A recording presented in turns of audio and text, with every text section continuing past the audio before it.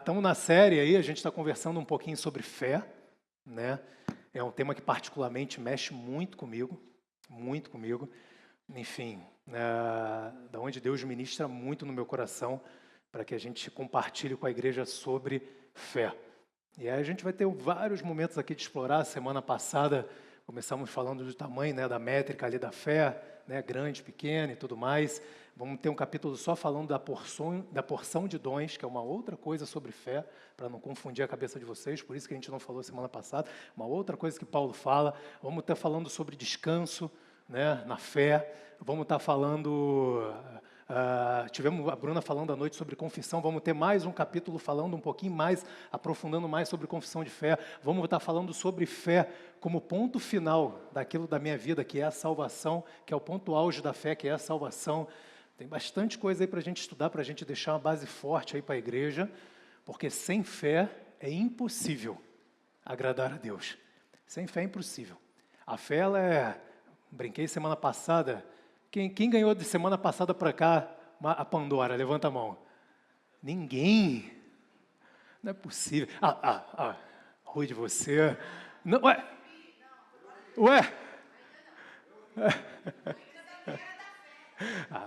Da festa já recebeu. Então, assim, você tem lá a pulseira, né, a Pandora, né, tem outras pulseiras, mulherada. Você tem ali, ó, o último fecho, que segura todos os demais fechos. Todos os demais fechos. E isso é com a fé. Está tudo ali na pulseira ali, ó. Amor, esperança, enfim, saúde, vida plena. Está tudo preso ali nessa mesma pulseira. E o último fecho que segura isso tudo se chama fé. A partir do momento que esse último fecho se rompe, todo o restante cai. É inevitável. Pedro vem falar que o que vai ser provado no final, como ouro, é a nossa fé. Jesus falou, a gente trouxe aqui dizendo, será que eu vou encontrar fé na terra? Está falando para a igreja isso, não está falando para a gente de fora. A gente trouxe isso semana passada. Será que eu vou encontrar fé na terra? Será que eu vou encontrar fé? Satanás, ele tenta minar a tua fé todos os dias. E diante disso, o tema de hoje é a ansiedade, a angústia e o medo não vão me parar. Amém? Amém? A ansiedade, a angústia e o medo não vão me parar. Tema desafiador, a gente vai estar junto aqui compartilhando. Você sabe por que o mundo espiritual, grava isso. O Espírito Santo de Deus revele para você. Abre o coração, para você entender o que está sendo pregado hoje, você viver, colocar em prática. O mundo espiritual, ele é movido por fé. Grava isso do que eu estou te falando. O mundo espiritual, ele é movido por fé. E independente da tua fé, em Deus ou não, o mundo espiritual e, consequentemente, o natural, ele se move por fé. Isso é muito interessante. Eu vou te contar uma história rápida. Quando eu era pequeno, enfim, meus pais me levavam para o centro de Macumba, o centro de Umbanda. Frequentei muito, corri muito no centro de Macumba, centro de Umbanda, muito. Ia para a igreja católica, para fazer catecismo, tal.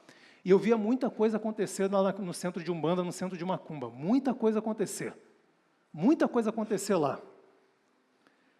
Porque aquilo que você coloca a tua fé, aquilo acaba se tornando seu Deus, com letra maiúscula, ou seu Deus. O mundo espiritual, ele é muito sério. Muito sério. E conforme eu falei, o mundo espiritual, ele se move por fé. Seja em Deus, seja em outra coisa. Um exemplo disso, Moisés, quando ele é chamado por Deus para poder abrir ali, né, libertar o povo, antes de abrir o Mar Vermelho, ele começa a lançar as pragas. Lembra disso? Deus começa a dar na cabeça dele as pragas para poder, de alguma forma, ele libertar o povo. E as duas primeiras pragas, elas são copiadas pelos mágicos do Egito. Eles copiam. A mágica, exatamente o que Moisés fez, ali as duas primeiras, aqueles dois magos ali do Egito, aqueles dois caras ali, enfim, eles acabam copiando e fazendo exatamente o que Moisés tinha feito. Na terceira praga, que é do piolho, ele para, ali se segura. Então, aquilo que de alguma forma você e eu colocamos a nossa fé, a gente acaba se tornando parecido. E aquilo acaba acontecendo na minha vida e na tua. É natural, seja para o bem, seja para o mal. E a Bíblia vem apontar várias coisas sobre isso, porque a gente vai lá em Apocalipse 16, 2 Tessalonicenses 2, você vai ver que no final dos tempos, no fim dos tempos, antes da volta de Jesus Cristo, foi dado poder Foi dado poder a Satanás para enganar, inclusive, aqueles que são eleitos. É por isso que muitas das vezes você vai no espiritismo e você fala, cara, eu escutei. Era a voz, cara. Era a voz do meu marido que faleceu. E aí Satanás vai te deixando escravo. Não, mas ele falou um detalhe para mim ali naquela mesa ali de branco, ali de Kardec, ali que eu estava, que só eu sabia. Só você sabia no natural, mas no espiritual todo mundo sabia. Só você sabia no mundo natural, mas no espiritual todo mundo sabia daquilo. E Satanás, ele vem como anjo de luz, se apresenta, Paulo vem falar sobre isso, para confundir até os que são, para poder te pegar e te segurar, ó, para poder te pegar e te amarrar, e você ficar preso naquela roda gigante ali, naquilo que você vem vivendo. E diante disso, uma das características que prende a gente, aquilo que a gente tem colocado a nossa fé, é algo chamado ansiedade. Eu não estou falando de expectativa, não misture. Expectativa boa, expectativa. É diferente de ansiedade. Ansiedade é aquilo que te consome, ansiedade é aquilo que te para. Ansiedade é aquilo que, de alguma forma, vem te deixar louco, te deixar parado, para que você não viva o teu presente pensando no amanhã. Você não sabe nem que vai chegar ainda. Bastante gente chegando. Glória a Deus. Tome seu lugar. Sinta-se à vontade. E aí a minha pergunta para você, você sabia que todo ansioso é crente? Todo ansioso é crente. Assim como todo ateu é crente. Eu não vou entrar na parte do ateu hoje, nós vamos ter uma pregação só sobre isso. Então você vai convidar o seu amigo, o seu irmão, o seu tio, que é ateu, seja lá quem for da tua família, que a gente vai ter um momento aqui, não hoje, mais para frente, só discutindo sobre isso. Provando por A mais B que Deus existe, seja na metafísica, na ciência, vai ser desafiador, vai ser legal. Todo ansioso é crente. Parece estranho falar sobre isso, todo ansioso é crente, mas é verdade, porque todo crente é aquele que acredita.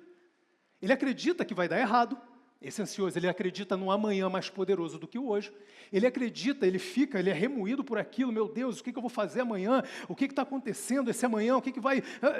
Ele coloca a fé dele sobre aquilo. Todo ansioso é crente, só que ele crê de uma maneira errada, ele crê que vai dar errado. Ele crê que vai dar errado, ele crê que o amanhã, que nem talvez chegou ainda, ou que talvez nem vai chegar, porque você não sabe se você vai estar vivo amanhã, essa é a verdade, você crê, mas você não sabe. Então você começa a viver o teu hoje, como se fosse o amanhã, teu amanhã como se fosse teu hoje, e aquilo acaba sendo teu Deus, de letra minúscula, e você acaba se parecendo com aquilo. Porque aquilo que se torna o teu Deus, acaba de alguma forma te coordenando. Todo ansioso é crente. Todo ansioso, imagina se você agora pega, como crente, sobre isso, inverte. Em vez de você ficar preocupado com o amanhã, você começar a ficar preocupado, não preocupado, você começar a pensar nas coisas de Deus. Sabe, o amanhã, o que vai ser, o que vai dar errado? Não, Deus disse que eu tenho que descansar. E sobre a palavra dele eu vou me apoiar, porque eu tenho certeza que ele tem o melhor para a minha vida. E você começa a substituir esses pensamentos de ansiedade pela palavra de Deus. E você começa a se firmar na palavra de Deus. A pergunta é, você vai continuar querendo começar o teu dia, a tua vida, preocupado por algo que nem existe ainda, ou você vai começar a substituir isso pelas verdades que estão na palavra? Isso são escolhas que Deus coloca todo dia na nossa vida. A bênção e a maldição.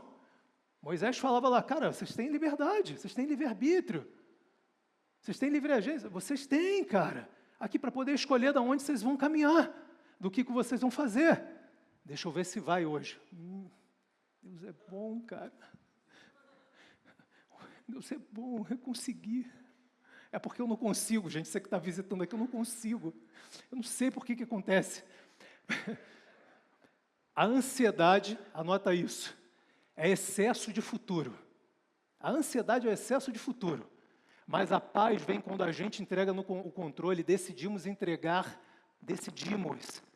o verdadeiro descanso, que é Cristo.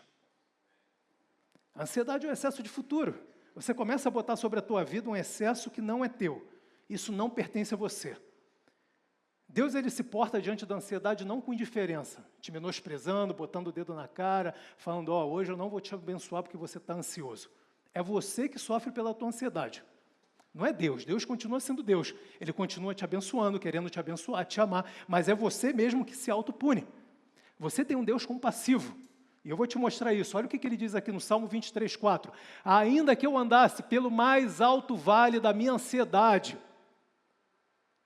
que a ansiedade te faz morrer. Ainda que eu andasse pelo mais alto vale da ansiedade, grava isso que a gente vai falar muito sobre, não temeria, grava essa palavra, não temeria mal algum, porque tu estás comigo.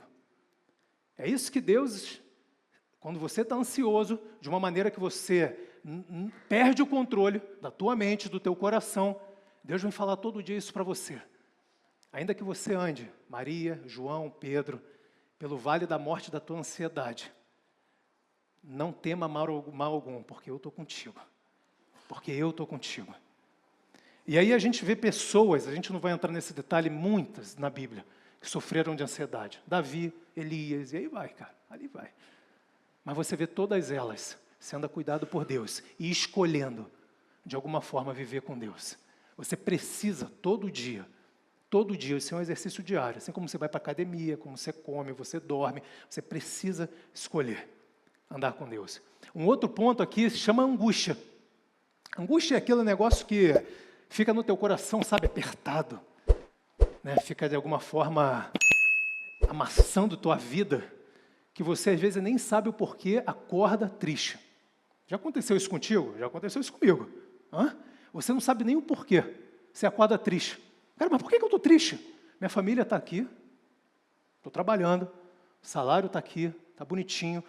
Bom, estou desempregado, mas tem perspectivas, as coisas, Deus não está faltando nada, as coisas estão acontecendo, mas aquilo vem no teu coração de uma forma que você fica preso. Eu vou te falar um cara que sentiu angústia e que venceu isso por mim, por você, pela fé. Chama Jesus Cristo. Lá no Getsemane, a palavra lá vem dizer que é exatamente isso. E ele começando a sentir profunda tristeza. Algumas versões vêm dizer que profunda angústia. Vem dizer profunda angústia. Ele começou a suar gotas de sangue. Ele começou a suar gotas de sangue. Hoje, cientificamente falando, existe um nome para isso, que se chama hematridose, ou rematridose. Quando a pessoa está numa profunda angústia, numa profunda ansiedade, e ela sua. Isso é natural, acontece. Ou seja, tem pessoas que às vezes a ponto de infartar, porque está com uma pressão tão grande, ela tem essas gotas de suor mais largas, maiores, uns até profundo, uns até de alguma forma, dentro dela tem gotas de sangue. Jesus, ele teve esse problema, vamos dizer assim, como homem. Jesus 100% homem, 100% Deus. E ele vem dizendo o seguinte, hoje, Rafael, você vai avisar lá para a minha igreja, aqueles que estão angustiados, que eu sofri angústia por eles, eu suei gota de sangue, para consolidar aqui um primeiro princípio na vida deles. É um princípio da substituição. Ou seja, eu me coloquei no lugar deles, suando gota de sangue, sofrendo toda angústia e tristeza, para que eles fossem livres disso. Para que eles fossem livres disso. Então, toda vez que bater angústia no coração deles, avisa isso, meu filho, para o teu povo que vai estar lá, que você está pastoreando. Avisa que toda vez que a angústia vier, eles se lembrem que por conta deles eu suei gota de sangue, para que essa angústia não viesse dominar mais a vida deles, para que eles, no meu nome, tivessem autoridade para falar, do mesmo jeito que vem, vai. Em nome de Jesus, do mesmo jeito que você acordou desse jeito. Eu ligo meu homem espiritual, minha mulher espiritual, todo dia, meu homem espiritual, e vou declarar as palavras de Deus, porque eu sou santo como Ele é santo, eu sou puro como Ele é puro, eu sou mais que vencedor, eu sou cabeça e não cauda, nele eu sou, porque a palavra diz que eu sou e ponto final. E essa angústia que está aqui tem hora e data para poder acabar, é agora, é now, e vai embora. E aí eu começo o meu dia em paz, tranquilo. Porque Ele venceu por nós. Ele venceu por nós. E é nisso que a gente se apoia. É nisso que a gente está seguro. Passado esses dois aí, falamos um pouquinho da ansiedade, passamos uma pincelada, um pouquinho da angústia. Agora a gente vai explorar um tema um pouquinho mais longo aqui. E eu tenho certeza que Deus vai falar com bastante gente aqui, porque isso foi pauta, né, na reunião de casais que a gente teve, enfim, na célula de casais que a gente teve na quinta, dizendo o seguinte, cara, e sobre o medo, Rafael? Como é que funciona? E sobre o medo? É normal a gente ter medo. É normal, o medo vem em todo mundo. Sabe, Deus sabe do meu coração. Deus sabe do meu coração, mas como é que funciona essa questão de medo? Assim como eu falei lá para ansiedade, assim como eu falei para a angústia, aquilo que você coloca a tua fé acaba sendo o seu Deus e você acaba se parecendo com aquilo. Você acaba vendo coisas acontecer sobre aquilo. E sobre o medo, quando você se apoia sobre isso, é exatamente isso que coordena a tua vida. Tanto a fé quanto o medo exige que você acredite em alguma coisa que você não vê. Tanto a fé quanto o medo, ela exige que você acredite em alguma coisa que você não vê. Cabe você, todos os dias, escolher naquilo que você vai seguir e acreditar.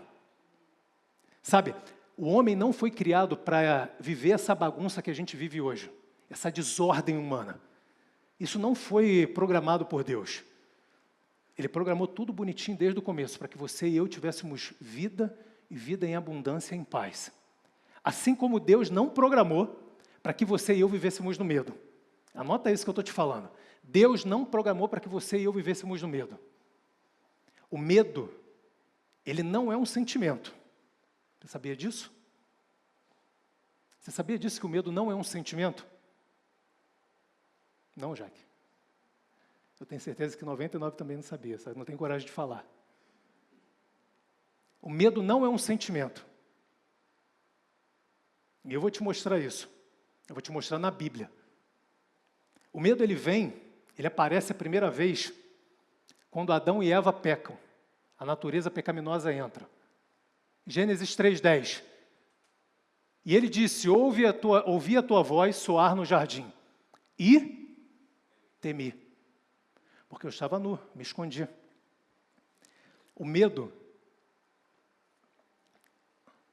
ele não é um chip que está dentro de você, ou estava dentro de Adão e Eva, só esperando o primeiro pecado, o primeiro tropeço para acordar. Sabe, um dragão acorrentado dentro de você, acorrentado dentro de Adão e Eva, esperando o primeiro pecado para poder, de alguma forma, aparecer.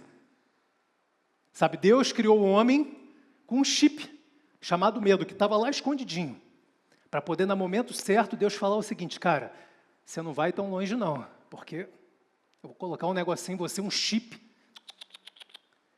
Deus não te criou com medo. Deus não te fez com medo. Isso não é um sentimento que pertence a mim e a você. Isso não é. Isso é um espírito, chamado espírito do medo, que todo dia, vem te assombrar. Todo dia. Rafael, mas como assim? Eu trouxe rápido aqui, a gente vai passar rápido. Eu sempre aprendi isso aqui, ó. A definição psicológica, da psicologia e da Aurélio. Medo é uma emoção que surge em resposta a uma ameaça. Definição da Aurélio, mesma coisa, estado emocional caracterizado por uma sensação de inquietação. Quando muito, aí começa, de alguma forma, a extrapolar. As circunstâncias começam a ficar piores e eu começo a ficar com mais medo. Só que eu vou te mostrar o que a Bíblia fala sobre isso. Apesar das definições, esse é o primeiro conceito que eu gostaria que você pegasse hoje. A gente vai trazer vários conceitos. Apesar das definições, vou voltar aqui só um pouquinho aqui. Apesar das definições, conforme eu mostrei, o medo, ele começa e tem origem no espiritual e no natural, onde o fato de você sentir medo em seu coração, isso é apenas uma materialização de uma tormenta que acontece no mundo espiritual e ele se concretiza no mundo natural através dos seus sentimentos. Grava isso. Esse é o primeiro conceito que Deus tem para poder mostrar para você. Isso é apenas uma materialização de uma tormenta que acontece no mundo espiritual e que ela se desdobra no mundo natural usando os teus sentimentos. Eu vou te mostrar agora aqui, ó. 2 Timóteo 1,7. Paulo escrevendo a Timóteo: porque Deus não nos deu o... De quê? Mas de fortaleza, de amor e de moderação. Essa palavra espírito que está ali é pneuma, mesmo usado pelo Espírito Santo no original. É espírito, espírito mesmo. A palavra temor, medo. Deus não te deu espírito de medo. Deus não te deu espírito de medo. Mas Ele te deu espírito de moderação, de amor e de equilíbrio. E assim como o medo, eu vou quebrar um outro paradigma agora. Você sabia que a fé também não é um sentimento? Também não? A fé não é um sentimento. Porque se fosse sentimento, ia contrário, Nesias, daquilo que Paulo falava, que nós não andamos por fé. Não andamos por quê? Por sentimento, por vista. Andamos por quê? Por fé. Seria um paradoxo, Rafa, concorda comigo? Então a fé não é um sentimento. Assim como o medo não é um sentimento, a fé também não é um sentimento. E temos, portanto, o mesmo quê?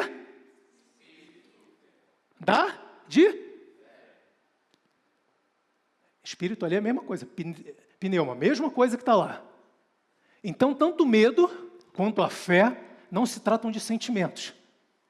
Eles se tratam de um espírito. Eles se tratam de um espírito. Ambos são um espírito, sendo que um fica ao nosso derredor, esse é o medo, gritando. Paulo fala sobre isso, bramindo como se fosse um leão, jogando dardos inflamados sobre você, para tentar te parar todo dia daquilo que Deus chamou para você ser, daquilo que é a tua realidade em Cristo. Quanto o outro, que é o espírito da fé, esse habita dentro de você. Esse espírito da fé não é um espírito a mais, é o Espírito Santo, e cujo a fé é uma faceta dele, é um braço dele. Pegou isso? O espírito da fé não é mais um espírito, tá? Eu estou com 200 espíritos dentro de mim, estou mórbido. Não é isso. O espírito da fé é o Espírito Santo, ele é uma face, é uma faceta de um desdobramento, um braço do Espírito Santo dentro de você. Ou seja, a gente vai entender sobre isso, a gente vai mergulhar um pouquinho, porque isso é libertador. Isso é libertador. Como que funciona? Quando você aceita Jesus, qual é a primeira coisa que acontece? Escola Bíblica Dominical, gente. Primeira coisa que acontece quando você aceita Jesus, quando você nasce de novo. O Espírito Santo, o quê? Dentro de você, correto? Primeira coisa que acontece. Primeira coisa que acontece. Ali é um novo nascimento, nova criatura. O Espírito Santo vem dentro de você. Vem para dentro de você. Anota isso, que isso é libertador. Preste atenção nisso. Isso vai te fazer voar, a subir essas nuvens que você está vivendo para ter voo de cruzeiro. Deus quer que você saia dessa nuvem da turbulência para você voar, voo de cruzeiro. Então, automaticamente, quando você aceita Jesus, esse espírito da fé, que é uma faceta do Espírito Santo, ele vem para dentro de você. Ele vem para dentro de você. E a prova disso eu vou te mostrar aqui, ó. Isso aqui é só uma passagem que, enfim, eu acabei falando, mas quando Paulo fala, ou não sabeis que o vosso corpo é templo do Espírito Santo, por isso que, de alguma forma, o espírito do medo não habita em você. Só dando um parênteses aqui, ó. Ou não sabeis que o vosso corpo é templo do Espírito Santo. É por isso que o medo não pode habitar dentro de você, porque você que tem Jesus tem o Espírito Santo. Bacana. Isso aqui Paulo está escrevendo aos Gálatas. Isso aqui vem dentro de você automaticamente quando o Espírito Santo vem. É o fruto do Espírito. Olha isso aqui. Mas o fruto do Espírito é amor, gozo, paz, longanimidade, benignidade, bondade e... Isso aqui já está dentro de você. Isso aqui já está dentro de você. É um pacote. É isso aí, é um pacote. Veio, é um combo. Você não pediu muito. Isso aí veio. Não é porque você merece ou não merece. Cara, a partir do momento que você aceita Jesus, a fé, ela já vem dentro de você. Ela já está dentro de você. É por isso que você não precisa ficar pedindo, quando você estiver passando um problema, me dá fé. Isso é um contrassenso. Você está pedindo algo que está dentro de você. Você só pede o que você não tem. Você só pede o que você não tem. Mas você tem, isso está dentro de você. Deus já está te falando. Quando você aceita Jesus, o Espírito Santo vem sobre você. É automático que fé vem morar dentro de você. Então, quando você estiver dentro de uma tribulação, dentro de um problema, não fica pedindo, Deus, me dá fé para vencer isso. Deus está te olhando, meu Deus, que doido. Que isso? Ele está me pedindo algo que Ele já tem. Você só pede o que você não tem.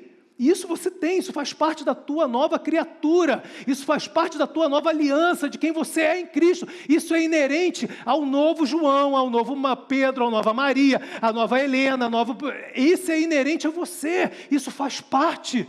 Não tem como tirar, não tem como tirar o teu olho. Tem como tirar o teu olho? Não tem como tirar, não tem como tirar esse fruto dentro de você. Isso é teu direito em Cristo.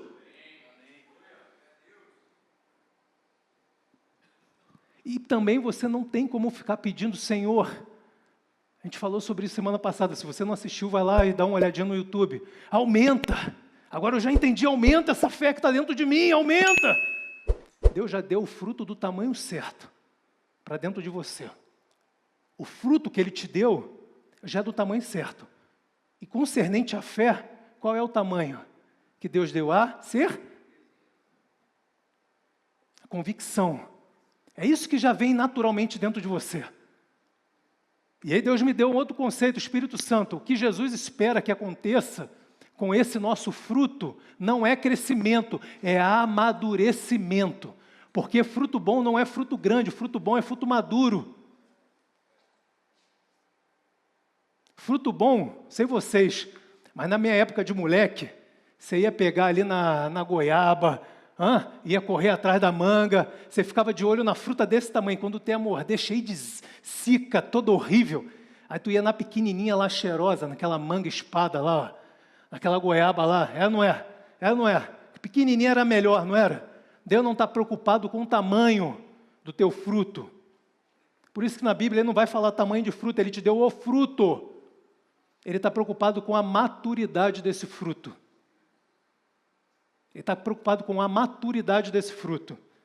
E aí, quando você, de alguma forma, esse fruto está maduro, naturalmente, você começa a exalar o cheiro desse fruto. É normal. Fruto maduro exala cheiro, é gostoso, é bom. Rafael, mas como que isso é possível? Às vezes fica muito lúdico para mim, fica muito longe. Esse fruto está dentro de mim. Como que, de alguma forma, eu vivo esse fruto? Só tem uma forma. Gálatas 5, 16 e 17. Digo, porém, andai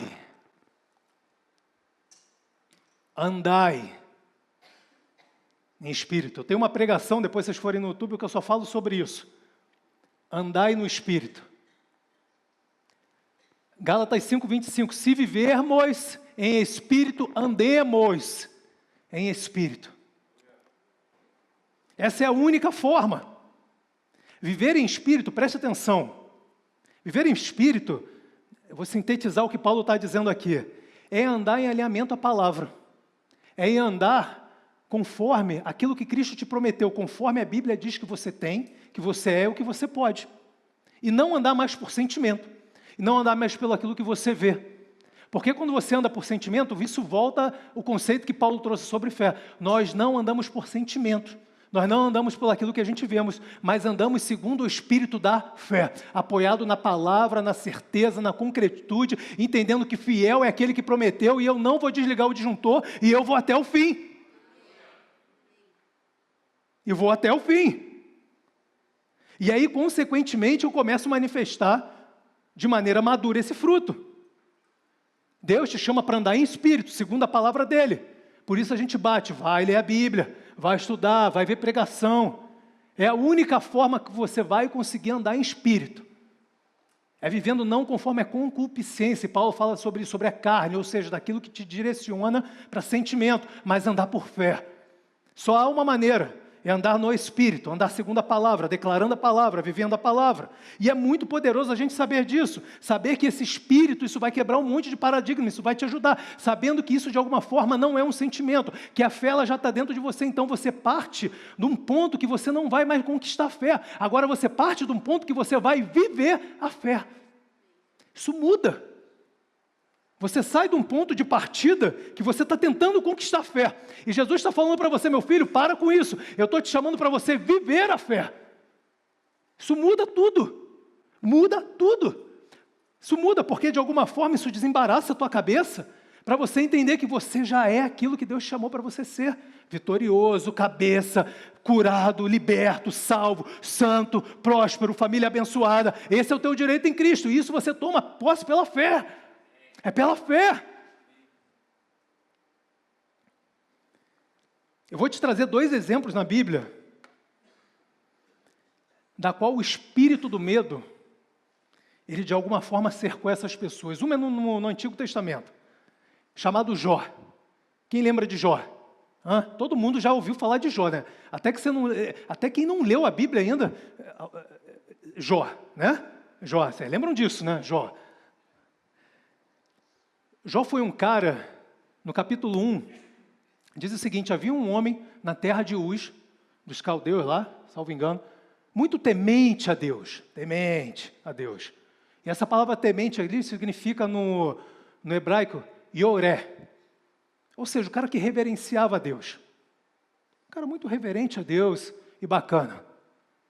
Tinha bois, cavalos, família grande, tinha tudo. O capítulo 1 vem descrevendo sobre isso. Só que depois desse capítulo 1, Satanás se apresenta junto com os filhos de Deus ali e começa a falar com Deus: cara, esse cara só te honra por isso, por aquilo, porque ele tem todas as coisas, você deu tudo para ele. E Deus permite algumas coisas acontecerem, até que Jó, conforme a gente sabe, perde tudo. A gente sempre entendeu, e às vezes muito mal explicado, que o que aconteceu com Jó foi porque Deus estava querendo dar uma lição, que era um cara muito preso ali, ou para mostrar para Satanás: está vendo? Ele tem um livre-arbítrio para me escolher. Isso foi uma consequência, mas o primeiro motivo, anota isso daí, preste atenção, o primeiro motivo que fez Jó viver o que ele viveu não foi nada disso, não foi uma correção, não foi para mostrar para Satanás que a gente tem livre-arbítrio, não foi nada disso. O primeiro motivo que fez Jó perecer, o primeiro motivo que fez Jó cair, foi porque ele tinha medo. E tudo aquilo que você coloca medo, Satanás pega e usa contra você. Foi porque ele tinha medo. E isso aqui foi a mesma coisa que aconteceu com Pedro quando andou sobre as águas. Eu vou te mostrar aqui, ó.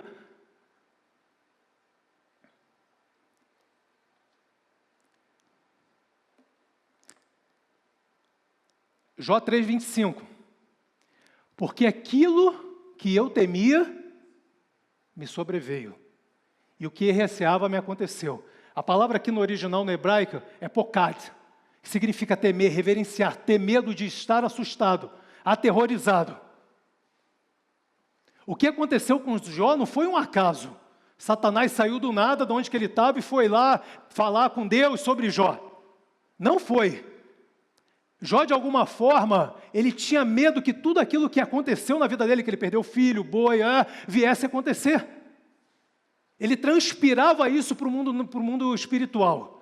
Ele transpirava isso. Satanás pega justamente aquilo que você tem medo, já percebeu? Aquele dedinho que está machucado? Pode bater em qualquer lugar. Qual é a topada que você vai dar? No dedinho. É no dedinho. É exatamente isso.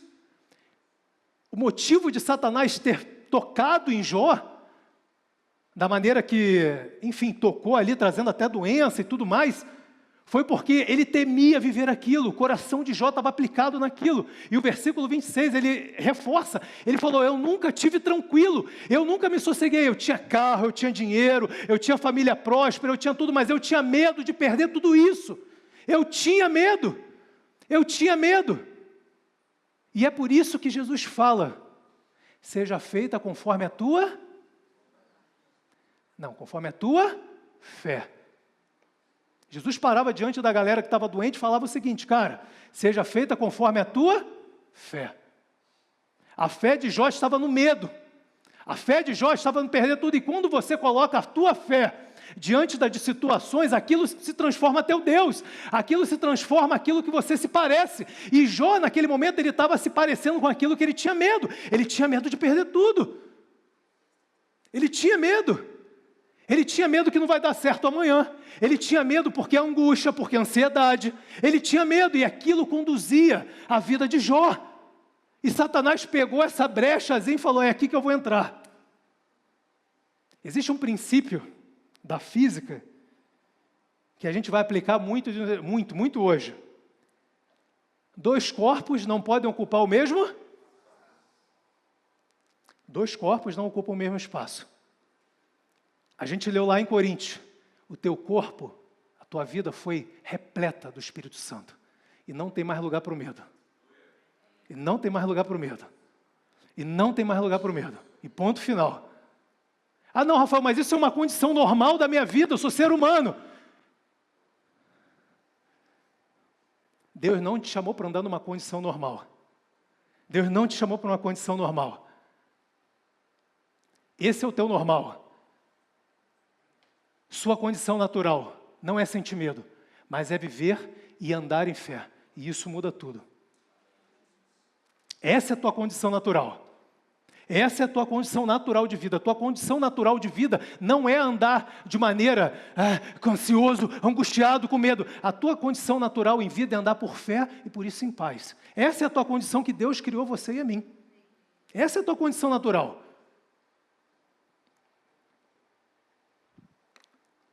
E você viu que a palavra aqui que eu coloquei aqui, ela é diferente. Temor, aquilo que de alguma forma Jó temia. E a vida de Jó só começou a mudar. Preste atenção nisso. A vida de Jó só começou a mudar. Você lembra também que Jó tinha 3 amigos, lembra que andava com ele? 3 amigos, que melhor do que aqueles amigos para ser inimigo não tinha. Muito amigos, né? Rapaz, os caras foram para consolar Jó e só aqui, ó. Só no meio de Jó. Só dava na canela de Jó. Até que aparece do nada um outro amigo. Aparece do nada. Um outro amigo para Jó. E esse cara se chama Eliú.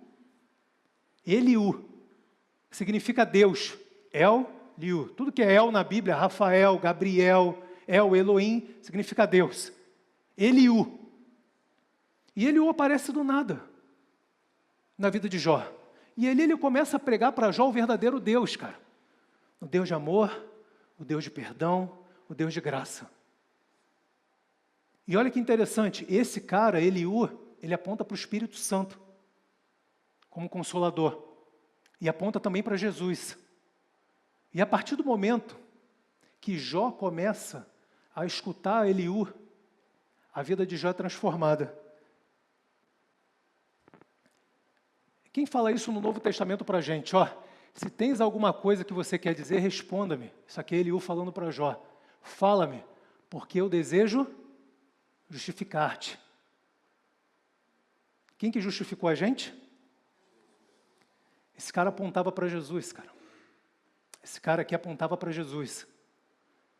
Quando Jó, ele tira o foco do medo e começa a olhar e prestar atenção naquilo que Eliú começa a falar, a vida de Jó começa a transformar.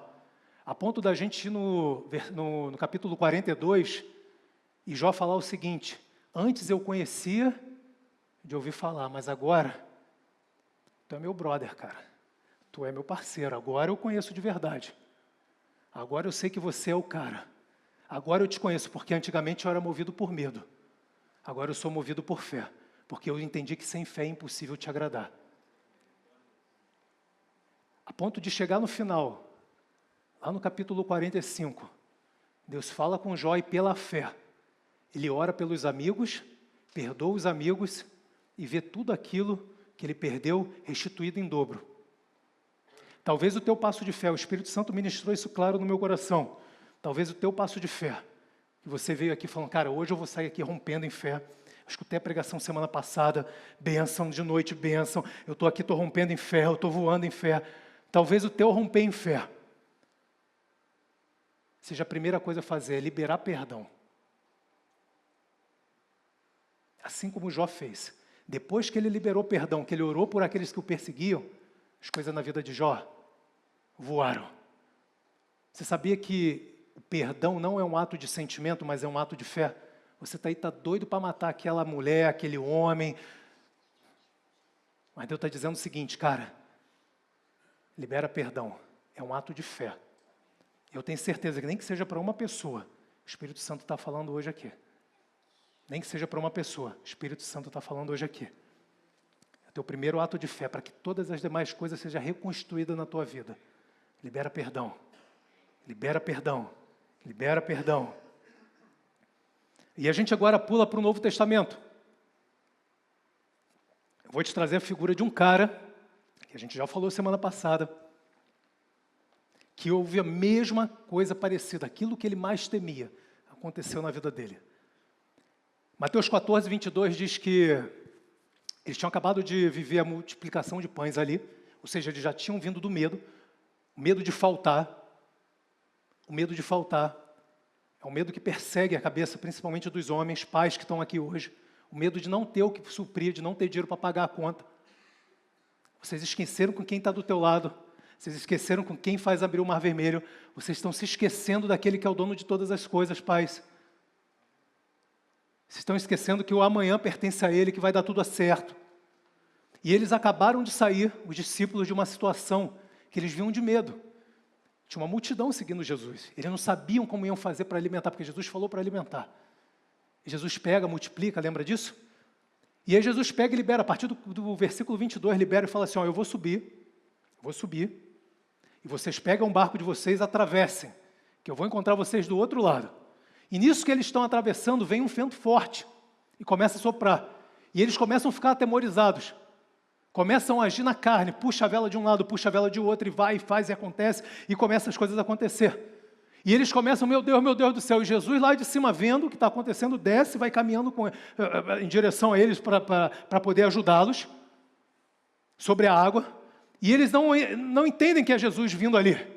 Eles não entendem que é Jesus vindo ali. Ele fala, meu Deus, será que é um fantasma? O que é? Como é que funciona isso? Esse cara aí. Calma. E aí Pedro fala, mestre, se é você mesmo aí, essa voz, eu não estou conhecendo bem, estou aqui com medo, manda-me ter contigo. E Jesus fala, cara, não temas, grava isso. Verso 27, a gente vai voltar nisso. Não temas, vem. E Pedro vai ali, vai pisando sobre a água, anda um pouquinho e afunda. E Jesus olha para Pedro ali, afundando, e ele vai afundando, a palavra diz lentamente. E clama, tive medo, senti o vento de novo, afundei. E aí Jesus pega Pedro e fala assim, cara, por que você duvidou? Por que você duvidou, cara? Por que você duvidou? Por que você fez isso? O medo e a incredulidade, eles andam lado a lado aqui, ó. Medo e incredulidade andam lado a lado. E quando o medo e a incredulidade como eles andam lado a lado, ele é a porta para o teu insucesso. Grava isso, parece duro. Mas essa é a tua realidade que Deus está te abrindo os olhos para que a gente hoje saia liberto disso. Hoje você vai sair daqui em nome de Jesus, vivendo em fé, rompendo em fé, não dando espaço mais para o medo, porque dois corpos não podem ocupar o mesmo local. E ali, de alguma forma, Pedro sentiu medo. Mas você vai falar o seguinte, Rafael, mas ele sentiu medo, mas queria ter eu essa ação de Pedro. O cara andou sobre a água, eu nunca andei sobre a água. Eu nunca vivi isso. Eu nunca consegui remover uma montanha de problema na minha vida. Eu nunca consegui andar sobre as águas turbulentas da minha vida. O cara ao menos andou um pouco. Preste atenção, Deus, Ele não te chamou para viver um pouco. Ele te chamou para viver tudo. Ele é pleno, Ele é 100%. Você e eu que toda hora queremos botar 99% achando que está bom. Quando Deus fala para você, meu filho, preste atenção, se você não entender que eu sou 100%, esse 1% que você está deixando para trás vai te incomodar. Porque eu sou pleno, eu sou 100%. E esse 1% que você está deixando para trás vai te incomodar. Eu te chamei para viver uma vida de plenitude. Eu te chamei para viver uma vida de 100%, e não para viver pela metade. Paulo vai escrever isso aqui a Timóteo, combati o bom combate, terminei.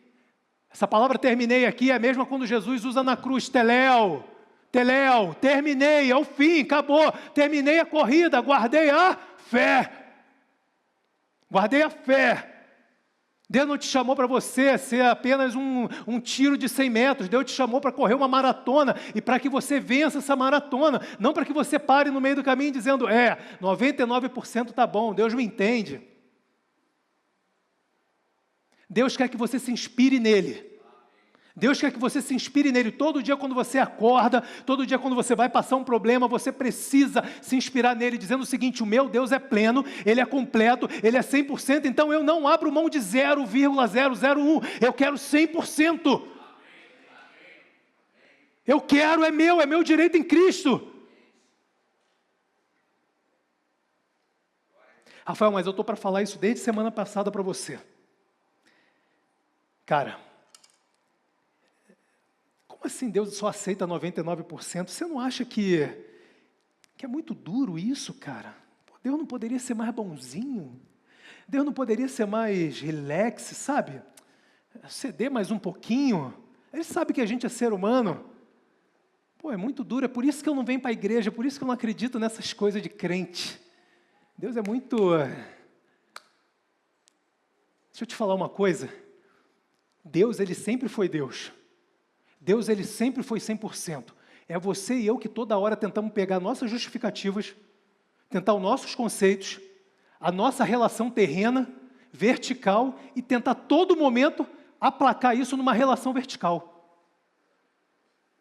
Toda hora você e eu tentamos pegar aquilo que é horizontal nosso, aquilo que a gente de alguma forma pega um vizinho, um cliente, a minha mulher, o teu filho, o teu marido, o teu pai, que você ludibria, que você fala assim, não, vamos empurrar que 99% tá bom, vai dar certo. E a gente acha que Deus é a mesma coisa, a gente tenta aplacar isso numa relação vertical. Preste atenção, entre você mudar e Deus mudar, quem você acha que vai mudar? Entre você mudar o teu conceito, que você tenta todo dia ludibriar, achando que dá. Por isso que ele fala, sem fé é impossível. Não é mais ou menos, é impossível me agradar, porque é necessário aquele que se aproxima de mim, seja crente e acredite que eu sou galardoador, eu recompenso a tua vida porque você veio com fé. Quando você vem com fé, eu venho com bênção. Quando você vem com fé, eu venho com cura. Quando você vem com fé, eu venho com restauração de família. Quando você vem com fé, eu venho com prosperidade. Quando você vem com fé, eu venho com porta de emprego aberta. Quando você vem com fé, eu venho com milagre. É isso. É isso, mas só que a gente tenta aplacar a nossa relação vertical numa relação horizontal. A gente tenta fazer isso toda hora. Toda hora. Escuta uma coisa, soldado. A gente tem um general que vem aqui, né, um abençoado. E eu me inspirei nele para escrever essa frase. Que eu sou soldado também, Jesus. Estou só interpretando aqui, tá? Escuta uma coisa, exatamente como falamos em Hebreus 11:6, sem fé é impossível agradar a Deus, ou seja, fé é a certeza, a firmeza, onde o certo é certo, o firme é firme, o errado é errado, 100% é 100%, e por isso eu não vou baixar o disjuntor, entendeu, soldado?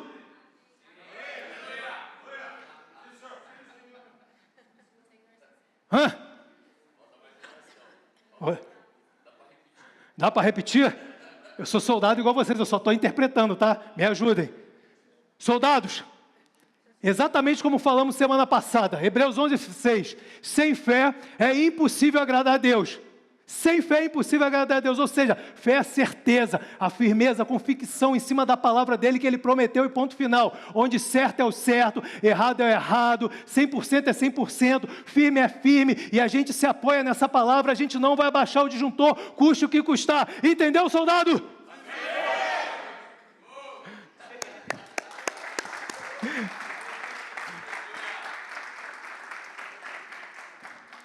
É bom demais. Lembra quando Jesus ele chegou na aldeia onde que ele nasceu? Lembra quando Jesus chegou na aldeia onde que ele nasceu? Ele falou assim, cara, eu não posso fazer muitos milagres aqui. Eles não creem. Jesus toda vez que chegava na frente das pessoas, falava o seguinte, cara, a tua fé te salvou. Mesmo que Jesus estivesse na tua frente, se você estiver sem fé, ele não vai poder fazer nada. Não sei se te contaram isso, mesmo ele sendo Jesus. Já te contaram isso? Mesmo ele sendo Jesus. Verso 24. E o barco já estava no meio açoitado pelas ondas, porque o vento era contrário. Quando Pedro vai andar sobre as águas, o que ele se sentiu contrário? De novo, verso 30.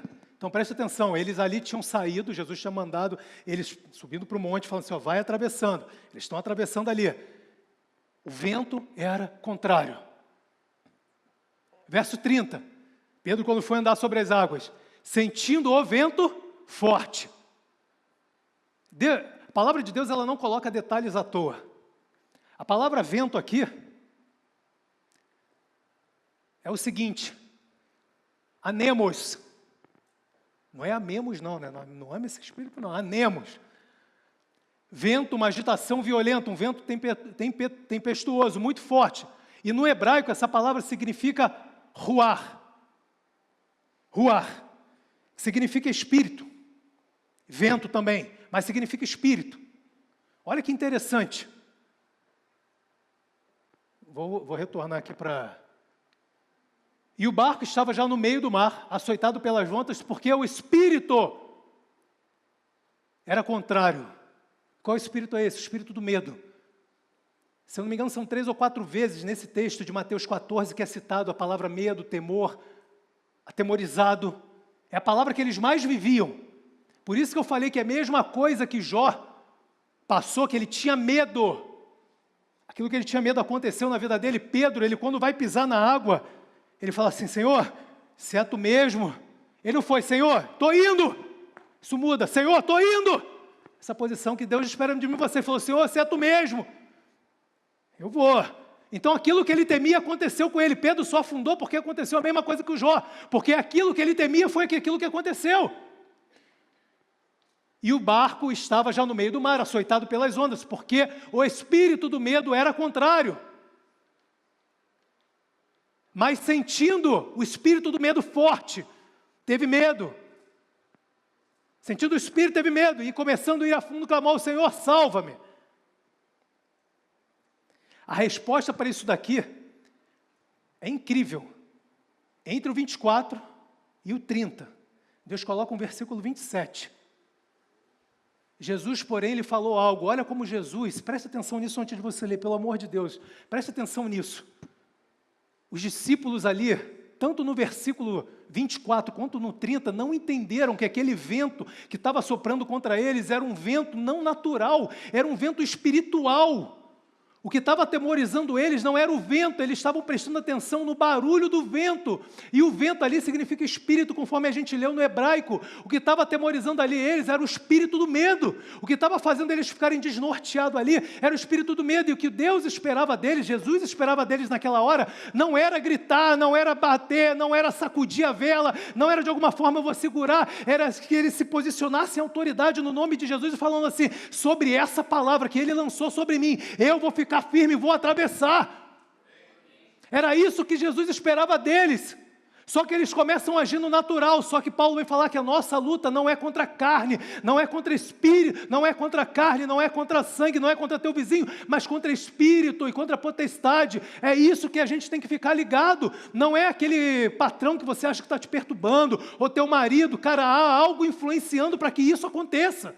E que Deus espera é a mesma coisa que Ele esperava dos discípulos, que eles se posicionassem em fé, dizendo: espírito maligno do medo, dá-o fora, porque eu estou firme na palavra dEle. Ele falou para eu atravessar, que eu ia chegar do outro lado, eu vou chegar. Eu vou chegar.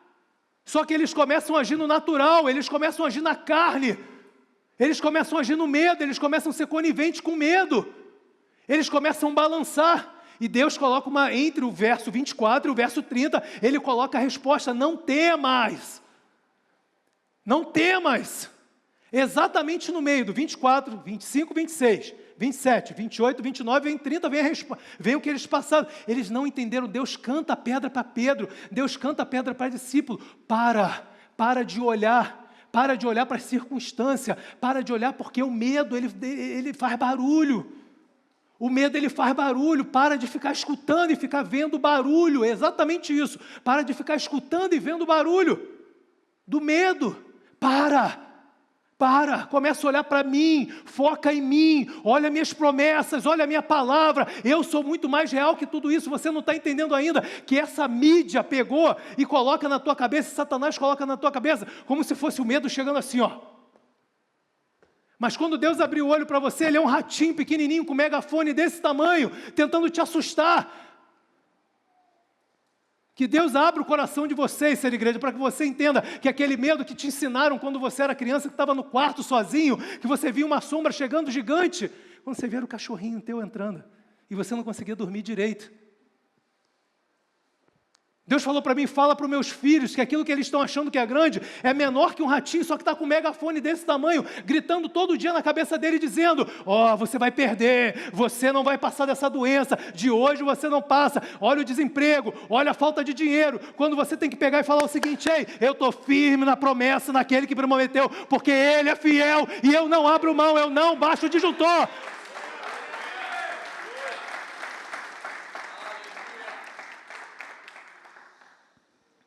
E é exatamente como Paulo fala, eu não vivo pelaquilo que eu vejo. E a gente sabe o que aconteceu com Pedro.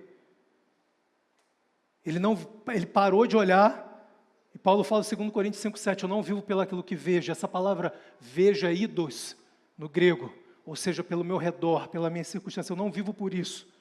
Eu não vivo por isso, eu vivo por aquele que me prometeu. Vivo por aquele que me prometeu. A gente está chegando ao fim, me dá mais 5 minutinhos. Olha como é que é sério isso. Se Deus quisesse que você andasse com medo, se Deus de alguma forma, Ele criou você com medo, por que Ele falou isso a João? Você que ainda estava com dúvida achando que era um sentimento. No amor não há, mas antes o perfeito amor lança fora o... Em inglês, cast out. É a palavra bem agressiva em inglês, cast out. Manda fora, lança fora, joga fora. Se o medo é uma coisa que nasce dentro de mim e de você, se medo é uma coisa que você nasceu com um chip para isso, por que Paulo fala, por que João vem, por que Deus revela isso a João? Não bate. Não bate. Porque Deus sabe da consequência quando você vive no medo. A parte B do versículo. Ora, o medo produz... Agora você entendeu aquele primeiro conceito que eu falei lá, né? O medo é um tormento que acontece no mundo espiritual e se materializa no natural através de seus sentimentos. Ora, o medo produz amor, produz alegria. Continue sentindo medo, ó. Você está indo muito bem, Satanás está falando para você, ó. Vai em frente. Está dando tudo certo. Vai em frente, continua assim, não bota fora não. Dá para caminhar junto, dá para ir junto. Vai embora. Satanás está todo dia, não, vai assim mesmo, vai desse jeito que você está. E o Espírito Santo está falando, cara, o verdadeiro amor lança fora todo medo. Porque o medo te traz tormento, te traz peso. O medo te traz aflição, te traz angústia, te traz ansiedade. Cast out, bota fora, cara. Bota fora, bota o pé na porta e bota fora. Bota fora. Isso não pertence a você, você não nasceu com esse chip. O chip que você nasceu é meu. A tua nova criatura é minha, não pertence ao medo. Por isso que todo dia você precisa. Peguei uma ilustração da Bruna e dei uma afinada aqui. Eu queria que você, isso aqui é genial. O Espírito Santo colocou. O medo é como sentir frio. A minha pergunta para vocês, isso é seu? Quando você sente frio, é seu? Isso é uma característica externa, não é isso? Isso é seu? Não. Isso é provocado por uma circunstância externa, que apenas se materializa no seu corpo. Mas, porém, contudo, todavia, entretanto, cabe você querer também todos os dias pegar pela fé a jaqueta térmica do amor de Deus e dela se cobrir e após coberto, abrir a sua boca em fé, independente do que você está sentindo ou não, e com as suas palavras começar a cobrir o teu filho, o teu negócio, a tua família, o teu casamento, o teu futuro, a tua vida financeira, e você começa a cobrir dizendo, eu sou amado, eu sou protegido, eu sou guardado, aqui o medo não tem espaço, eu estou vestindo a jaqueta do amor, onde ninguém falha, e ponto.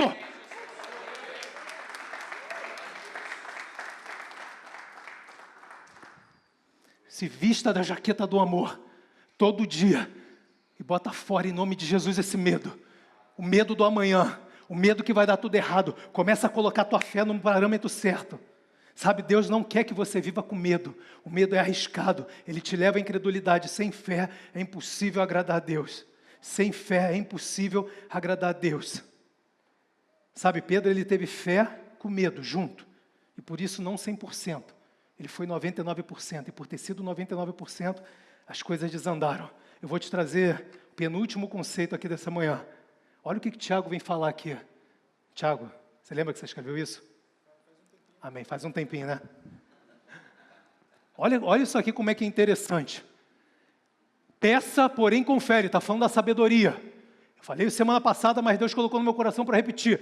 Em nada duvidando, porque o que duvida, o que não tem fé, o que é incrédulo, naquilo que você fica pedindo a Deus, é semelhante à onda do mar, que é levada pelo vento e lançada de uma parte para outra. É como um agricultor, lembra que eu expliquei semana passada? Ele planta e tira, planta e tira. Esse cara vai colher alguma coisa?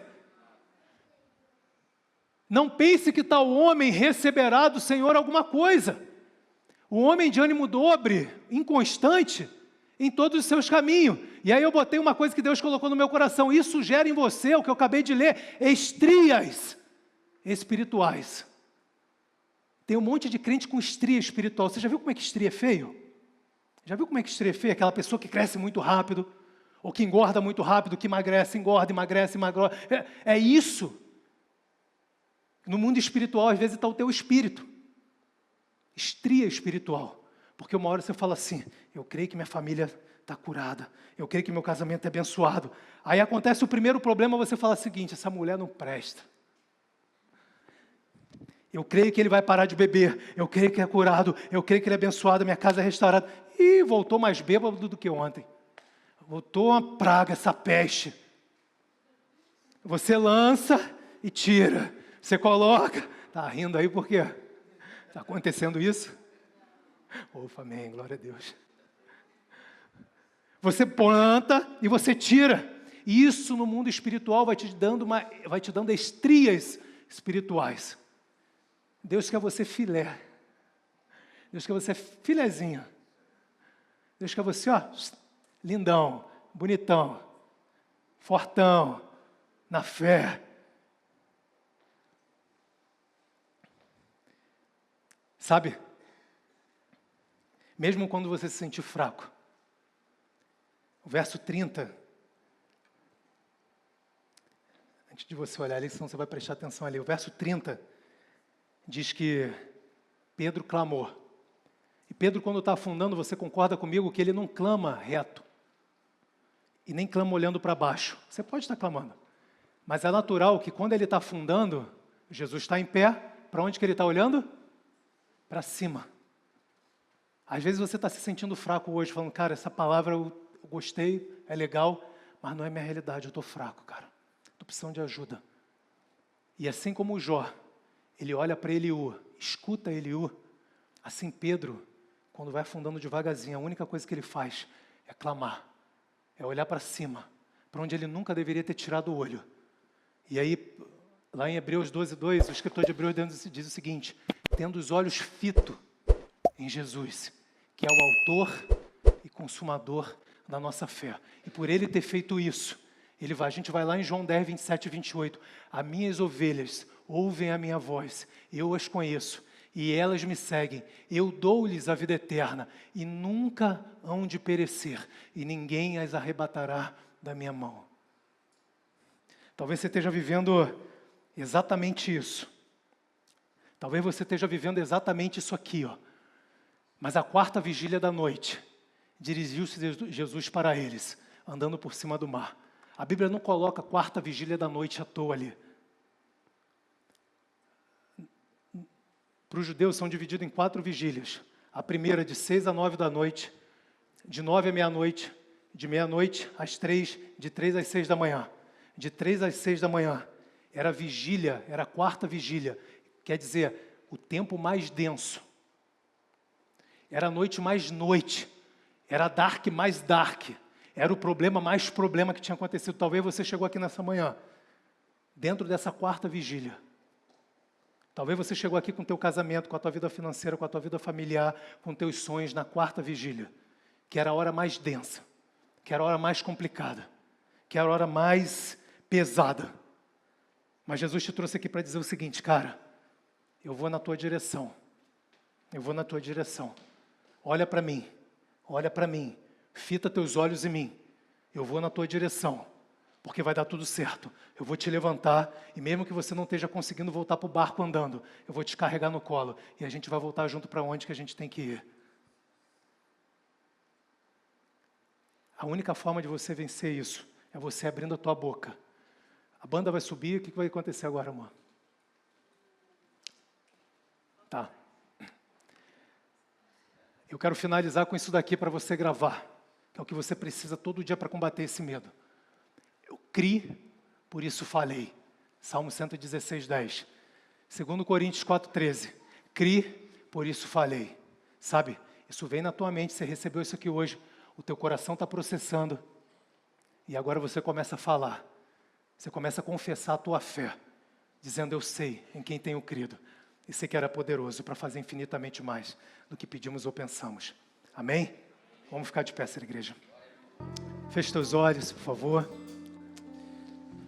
Espírito Santo de Deus, eu quero te agradecer por essa manhã. Que manhã incrível, Pai. Eu quero orar pelos pais, especificamente. Você sabe, às vezes, muitas das coisas que passam na nossa cabeça como pai, as preocupações. Aqueles que querem ser pai. Eu estou orando também pelos homens, no geral. Você não deu para eles espírito de covardia. Essa palavra que você manda liberar sobre o teu povo. Ei, homem, preste atenção, pai. Homem no geral, Deus não te deu espírito de medo. Deus não te deu espírito de covardia, de temor. Deus te deu o espírito da fé, de moderação, de equilíbrio, de ousadia, de destemido, de forte, de valente nele.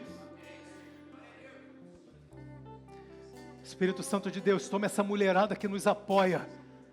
A gente só é aquilo que a gente é, porque nós temos você e nós temos as nossas mulheres do nosso lado. Que sejam mulheres totalmente guiadas pelo teu Espírito. Mulheres sábias, sabendo a hora de falar, sabendo como se posicionar, mulheres de oração, mulheres que meditam, que vivem a palavra, mulheres que nos ensinam, que nos empurram para cima e não para baixo, mulheres que têm o senso de filho, de marido, de esposa, de mulher da casa, de cuidar daquilo que é o bem mais precioso, que é da nossa família. Nós não abrimos mão, Pai. Nós não abrimos mão de ter uma família e de viver milagres. Obrigado por esse domingo, Pai. Obrigado por esse domingo. Que a graça de Deus, a paz do Espírito Santo, que o amor, a doce consolação do Espírito, que o Espírito da fé, que já está dentro de você, que o Espírito Santo fale cada dia mais que você. Abra teus olhos, a tua mente, teu coração, para entender que você e Deus são maioria. Você e Deus são maioria. Que aonde você pisar é Deus pisando, aonde você colocar a palma das tuas mãos é Deus colocando, que você e eles são imbatíveis. Você e eles são imbatíveis. Se levantar contra você é se levantar contra o próprio Deus. E você tem um pai ciumento, um pai que te guarda, um pai que te ama, um pai que te protege. Pai, despede teu povo em paz. Vão embora em paz. Tem um bom almoço. Tem a ceia ainda? Meu Deus, quanta programação. Cadê a ceia? Cadê? Vamos cear em família? Então vamos distribuir. Garotada que está aí atrás, distribui rapidinho aí, ó. Rapaz, hoje teve programação para dar com a... Glória a Deus. E ninguém vai embora. Vamos ficar aqui pro culto da noite. Tá tudo certo. Pega a ceia aí, ó. Só vai abrindo, mas não toma ainda. Pega a sua família, seu filho. Amém. Glória a Deus. Deus é bom demais. Vamos rapidinho aí, ó. Glória a Deus. Pega a sua família aí, ó. Você que está sem família, abrace a tua família da igreja. Só não fica sem ninguém.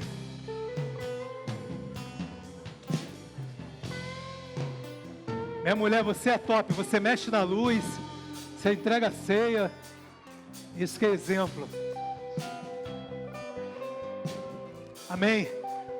Vai pegando sua ceia com a sua família. Aqui, ó, meus músicos aqui, ó. A gente já tem aprendido muito sobre isso daqui. Depois de uma palavra dessa, cara, isso aqui não é um instrumento de medo. Isso aqui não é um instrumento de condenação. Ah, Rafael, mas eu sou católico, eu sou, seja lá o que for, sou ateu. Eu hoje cometi pecado. Cara, isso aqui não diz respeito a você. Isso aqui diz respeito a Cristo. Isso aqui é um troféu que Ele conquistou. E hoje Ele dá na sua mão para falar o seguinte: a partir do momento que você tomar do meu cálice e comer do meu corpo, você vai estar colocando a minha vida para dentro de você. Amém? Então pegue o pão. Amém?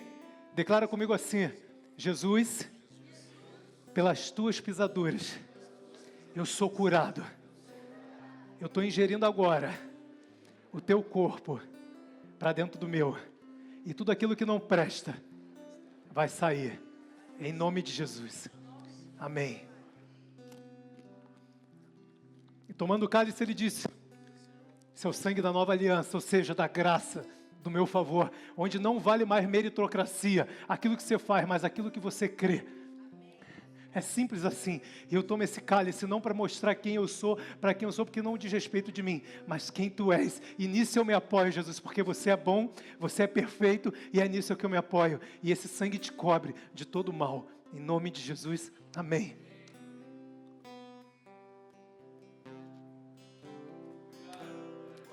Glória a Deus. Vai embora dando salva de palmas, dando abraço, amando, beijando quem está do seu lado, cantando mais um pouquinho. Tá, Deus? Vocês estão liberados, tá? Não deixa de dar um abraço quem está do seu lado, de amar, de beijar.